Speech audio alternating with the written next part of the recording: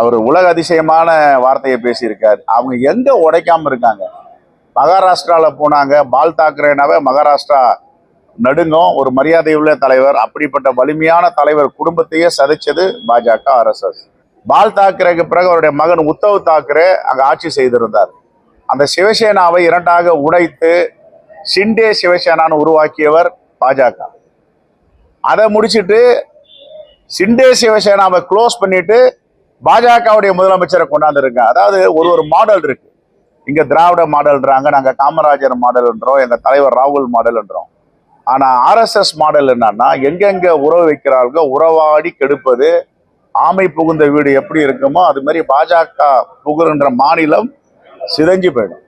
அரசியல் கட்சிகளை சிதைப்பாங்க, அப்புறம் மக்களுடைய அதிகாரத்தை கையை வைப்பாங்க, மக்களுடைய திட்டத்துல கையை வைப்பாங்க, மக்களுக்கு சேர வேண்டியதெல்லாம் எடுத்து அதானி அம்பானி கிட்ட கொடுத்துருவாங்க. தேங்க்யூ.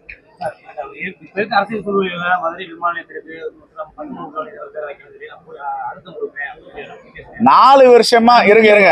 நான் அவர் ஆட்சியில் இருக்கும்போது ரொம்ப அமைதியா இருந்தாரு, கூட்டணியில் இருந்தாரு. அந்த நல்ல காரியத்தை அப்ப செஞ்சிருக்கலாம், ஏன் செய்யல? அவரு அரசியலுக்காக தானே பேசுறாரு. உண்மையிலேயே பற்று இருந்துச்சுன்னா அரசியல் தேர்தல் வரும்போது ஏன் பேசுறீங்க? முன்னாடி ஏன் பேசல?